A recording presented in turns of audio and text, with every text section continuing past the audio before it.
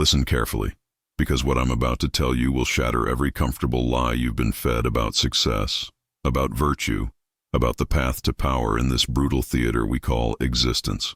You've been told that discipline is the golden key, that rigid self-control and methodical adherence to rules will deliver you to some promised land of achievement and respect. You've been sold a fairy tale by people who either don't understand the true nature of human existence or who benefit from keeping you locked in predictable patterns that serve their interests, not yours.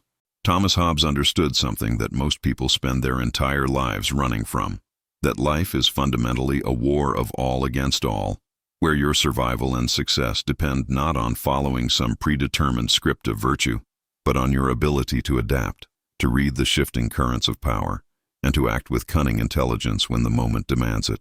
The disciplined person, the one who follows the same routine day after day, who adheres to the same moral framework regardless of circumstances, who prides themselves on their consistency, this person is not a paragon of virtue. They are a sitting duck in a world that rewards flexibility, strategic thinking, and the courage to break their own rules when breaking them serves a greater purpose. You see, discipline, as it's commonly understood, is nothing more than a sophisticated form of mental slavery. It's the internalization of external control, the willing surrender of your most precious asset, your capacity for spontaneous, intelligent response to changing circumstances. When you become disciplined in the conventional sense, you're essentially programming yourself to be predictable, and predictability in a competitive world is weakness. Your enemies can study your patterns, anticipate your moves, and position themselves to exploit your rigid adherence to predetermined behaviors. You become a machine following its programming while they remain human beings capable of creative adaptation. The truly powerful understand that what appears to be discipline from the outside is actually something far more sophisticated. It's strategic consistency, applied with tactical flexibility. They maintain certain core practices, not because some authority figure told them to, not because they read it in a self-help book, but because they've calculated that these practices serve their larger objectives in the current environment. And when the environment changes, when the game shifts, they're ready to abandon yesterday's discipline for tomorrow's advantage without a moment's hesitation or guilt. This is why the most successful people throughout history have often appeared undisciplined to their contemporaries. They seem to change course suddenly, to abandon established practices, to behave in ways that contradicted their previous patterns. But this wasn't lack of discipline. It was the highest form of discipline. The discipline of keeping your eyes on the ultimate prize while remaining flexible enough in your methods to actually reach it. They understood that true power comes not from following rules, but from understanding when to break them. Consider the great military leaders, the business titans, the political masters who shaped our world. Did they succeed by following someone else's template for discipline? Did they achieve greatness by adhering to conventional wisdom about consistent daily routines and moral absolutes? Absolutely not. They succeeded by being disciplined about the things that mattered while remaining ruthlessly adaptable about everything else. They were disciplined about gathering intelligence, about understanding their opponents, about positioning themselves advantageously. But they were flexible about tactics, timing, and even moral considerations when flexibility served their greater purpose. The conventional discipline that society promotes is actually designed to make you manageable, predictable, and ultimately controllable. It's the discipline of the employee, not the owner. It's the discipline of the follower, not the leader. It's the discipline of someone who has accepted their place in someone else's hierarchy rather than creating their own. When you follow prescribed routines, predetermined moral frameworks, and externally imposed standards of consistency, you're essentially volunteering to be a predictable resource that others can exploit. Real power requires something much more demanding than conventional discipline. It requires the intellectual courage to think for yourself, the emotional strength to act against social pressure when necessary, and the strategic intelligence to know when your current approach is no longer serving your interests. This kind of thinking is exhausting because it requires constant vigilance, constant analysis, constant readiness to pivot when circumstances change. It's much easier to follow a routine, to stick to predetermined rules, to let someone else's framework guide your decisions. But easy is another word for weak, and weak is another word for victim. The disciplined person in the conventional sense has traded their power for comfort. They've accepted a limited range of responses to life's challenges in exchange for the psychological security of knowing what they're supposed to do in any given situation. But life doesn't care about your comfort or your psychological security. Life presents novel challenges that require novel responses, and the person who has limited themselves to a narrow range of predetermined behaviors is ill-equipped to handle truly challenging situations. This is particularly dangerous in our current era, where the pace of change has accelerated beyond anything previous generations could have imagined. The discipline that served your parents or grandparents may be completely obsolete in your environment. The moral frameworks that worked in their social context may be actively harmful in yours. The routines and practices that brought success in their economic system may guarantee failure in yours. Yet conventional wisdom continues to preach the virtue of consistency, of sticking to your principles, of maintaining your discipline regardless of changing circumstances. The truly powerful person understands that their only unchanging principle should be the intelligent pursuit of their own interests, and the interests of those they choose to protect. Everything else, every routine, every moral position, every tactical approach, should be subject to revision when revision serves the larger strategy. This doesn't mean being unprincipled or chaotic. It means being principled about the right things and flexible about everything else. What are the right things to be principled about? First, intelligence, the commitment to seeing reality clearly rather than through the comfortable filters of ideology or wishful thinking. Second, strategy, the discipline of keeping your long-term objectives in focus, even when short-term pressures tempt you to lose sight of what you're really trying to achieve. Third, adaptability, the willingness to change your methods when your methods are no longer producing the results you need. Fourth, strength, the development and maintenance of whatever forms of power are relevant in your particular context, whether that's physical, financial, social, or intellectual power. Notice that none of these core principles require you to follow someone else's template for how to structure your day, what foods to eat, what time to wake up, or how to interact with other people. These tactical considerations should flow from your strategic analysis of your current situation, your objectives, and the resources available to you. The person who wakes up at 5 in the morning because some productivity guru told them that successful people wake up early is following someone else's strategy. The person who wakes up at 5 in the morning because they've determined that early morning hours give them a competitive advantage in their specific situation is following their own strategy. The difference between these two approaches might seem subtle, but it's actually the difference between being a tool and being a craftsman. The tool performs its function regardless of context. The craftsman adapts their technique to the specific requirements of each project. In a world where everyone is trying to turn you into a tool that serves their purposes, your survival and success depend on maintaining your identity as a craftsman who serves your own purposes.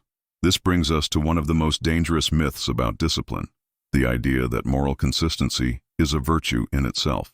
This notion has probably destroyed more potentially powerful people than any other single belief. The person who refuses to lie, regardless of consequences, is not virtuous. They're handicapped. The person who refuses to break a promise, even when keeping it would be disastrous, is not honorable. They're stupid. The person who maintains the same moral positions regardless of context is not principled. They're rigid. Hobbes understood that moral systems are tools designed to enable cooperation within groups, but that ultimately survival and success require the intelligence to know when the tool is appropriate and when it isn't. The truly powerful person appears moral when being moral serves their interests, and appears immoral when being immoral serves their interests.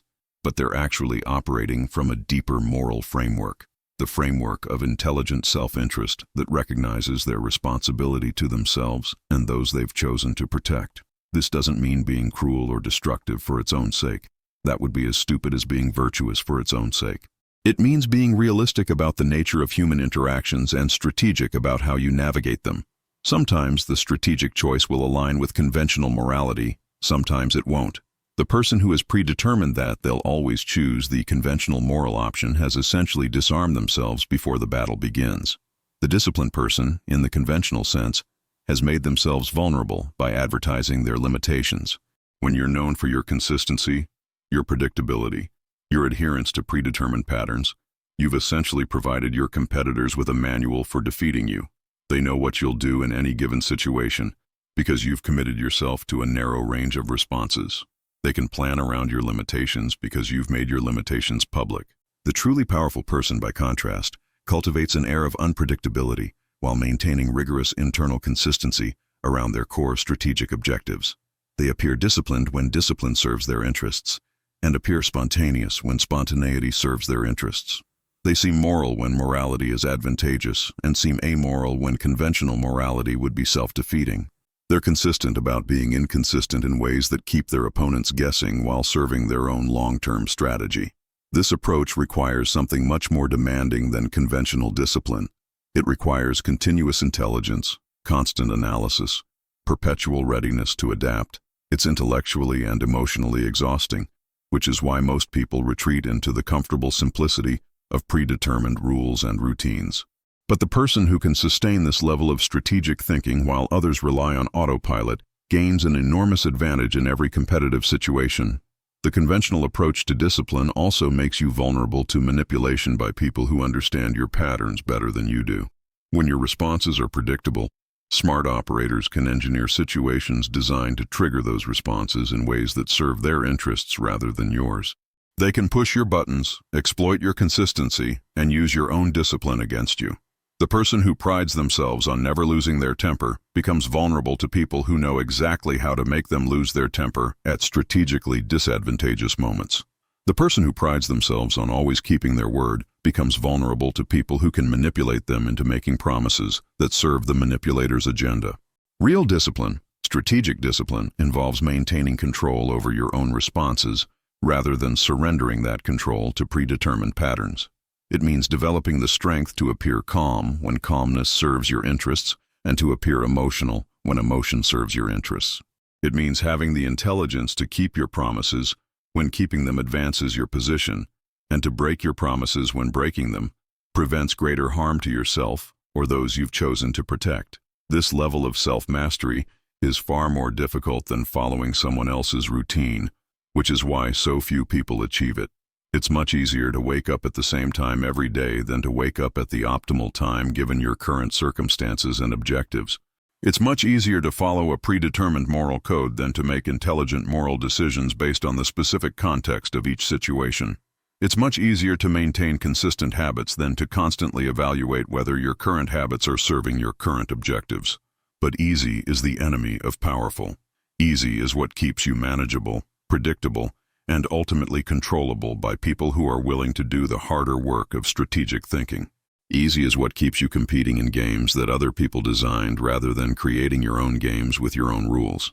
Easy is what turns you into a resource that others can exploit rather than a force that others must respect. The path to real power requires abandoning the comfortable simplicity of conventional discipline in favor of something much more demanding, the discipline of continuous strategic thinking, constant adaptation, and ruthless honesty about what's actually working versus what you think should work.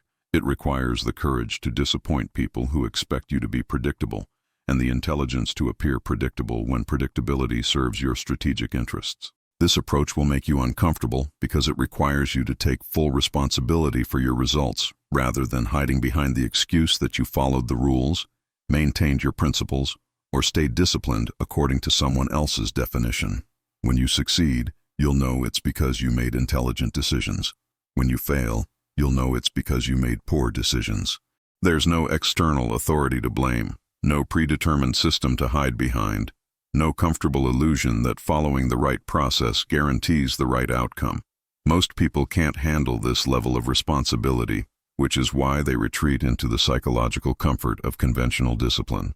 They'd rather follow someone else's template and fail predictably than think for themselves and risk failing in novel ways. They'd rather be consistently weak than inconsistently strong. They'd rather be reliably mediocre than unreliably excellent. But you're not most people, or you wouldn't be listening to this message. You're someone who suspects that the conventional wisdom about discipline is designed to keep you manageable rather than make you powerful. You're someone who's ready to abandon comfortable weakness in favor of uncomfortable strength. You're someone who's willing to trade the psychological security of predetermined responses for the practical advantages of strategic flexibility. The world is changing faster than ever before, and the rate of change is accelerating. The discipline that served previous generations is not only obsolete, it's actively harmful in an environment that rewards adaptability over consistency, strategic thinking over rule following, and intelligent flexibility over rigid adherence to predetermined patterns. The disciplined person in the conventional sense is like a soldier who insists on using cavalry tactics in the age of machine guns. Their commitment to traditional methods doesn't make them noble, it makes them dead. Your survival and success in this environment require something much more sophisticated than conventional discipline.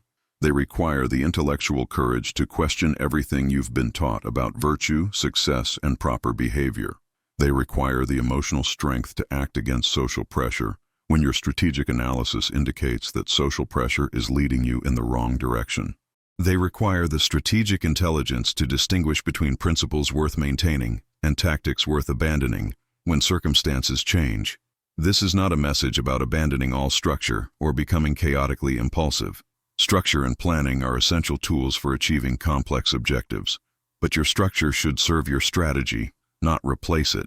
Your planning should enhance your flexibility, not limit it. Your habits should be weapons in your arsenal, not chains around your ankles. The truly disciplined person, disciplined in the deeper sense rather than the conventional sense, maintains rigorous control over their strategic thinking while remaining tactically flexible. They're disciplined about understanding their environment, identifying opportunities and threats, positioning themselves advantageously, and executing their plans effectively.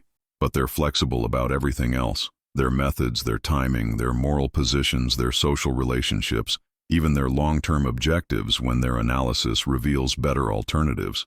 This approach requires constant vigilance and continuous learning, which is exhausting. It's much easier to decide once what kind of person you're going to be and then maintain that identity regardless of changing circumstances. But easy is another word for weak, and in a world where your competitors are constantly adapting and improving, weakness is another word for victim. The choice before you is simple but not easy. You can continue following someone else's template for discipline, accepting the psychological comfort of predetermined responses in exchange for the practical disadvantages of predictability and inflexibility. You can maintain your current patterns, preserve your current limitations, and achieve the kind of modest, manageable success that society considers acceptable for people in your demographic category. Or you can abandon the comfortable prison of conventional discipline in favor of the demanding freedom of strategic thinking. You can trade the security of knowing what you're supposed to do for the power of deciding what you're going to do based on your analysis of what actually works in your specific situation. You can stop being a tool that serves other people's purposes and start being a craftsman who creates their own opportunities. The path of true discipline, strategic discipline, will isolate you from people who expect you to be predictable and consistent according to their definitions of those terms. It will require you to disappoint people who want you to follow predetermined scripts rather than thinking for yourself. It will demand that you take full responsibility for your results rather than hiding behind the excuse that you followed the proper procedures. But it will also give you something that conventional discipline never can: the power to shape your environment rather than simply responding to it, the ability to create opportunities rather than merely waiting for them, and the strength to protect what matters to you rather than hoping that following the rules will somehow guarantee your security. The world doesn't owe you anything for being disciplined in the conventional sense. It doesn't care about your consistency, your adherence to predetermined moral frameworks, or your commitment to maintaining the same habits regardless of changing circumstances. The world respects power, and power comes from intelligent adaptation, strategic thinking, and the courage to break your own rules when breaking them serves a greater purpose. Stop being disciplined in the way that makes you manageable, and start being disciplined in the way that makes you dangerous. Stop following someone else's template for success, and start creating your own. Stop being a predictable resource that others can exploit, and start being an unpredictable force that others must respect. The comfortable prison of conventional discipline has served its purpose. It's kept you safe and manageable during the years when you were learning the basic skills you need to survive. But now it's time to break free from that prison and claim the power that comes from thinking and acting strategically rather than habitually. Your life is not a rehearsal, and the world is not a classroom where following the rules guarantees good grades. Your life is a battlefield where victory goes to those who combine strategic intelligence with tactical flexibility, where success belongs to those who are disciplined about the things that matter while remaining adaptable about everything else. The question is not whether you're disciplined enough to follow someone else's template. The question is whether you're intelligent enough to create your own.